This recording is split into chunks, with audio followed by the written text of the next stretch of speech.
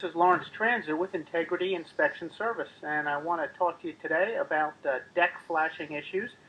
This is a common defect that we find on new homes, old homes. It doesn't seem to matter. As a matter of fact, a lot of newer homes have this problem. This is a home that I recently inspected that was built in 2008.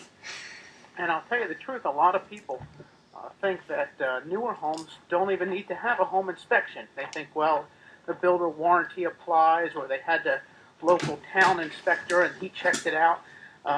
Yes, that can be the case, but there's oftentimes problems that you may not see, or that the local home inspector, the building inspector for the town, may not have seen.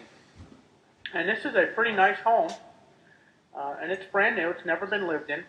But I want to show you the deck flashing and how, if it's improperly configured, can cause a big problem. So let's go outside. And this is the deck, and it's a pressure-treated wood. And here where the deck meets the house, this flashing is not properly installed. And what can happen when you have a deck flashing that's improperly installed is water gets between the deck and the siding. So let me show you what's happened at this house that's only a year old.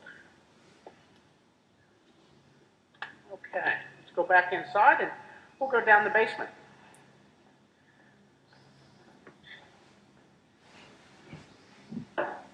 This home has a spray foam insulation all over the foundation, which is a block foundation, and also has it on the framing, which I don't personally think is a good idea. When insulation is sprayed on the framing, you can't inspect the framing to look for rot or termites or other problems. So, personally, my opinion is this type of insulation should be removed, at least from the rim board. So let's take a look. Down here at the base of the plate, you see some water stains, okay? And that came from the deck flashing being configured improperly. And if we look up at the rim board, you see how it's covered with insulation. You can't really inspect it easily. However, I did see some staining, so I took some of the insulation away for inspection. I cut it away, and you can see rot. And believe it or not, that's actually a mushroom or a fungus that's growing right there on the rim board. So we have a problem here with the mushroom growing on the inside of the home. Again, just remember, this house was built in 2008, so it's about a year old.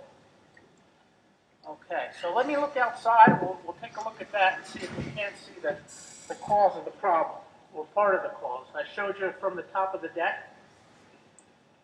Now I want to show you something else here.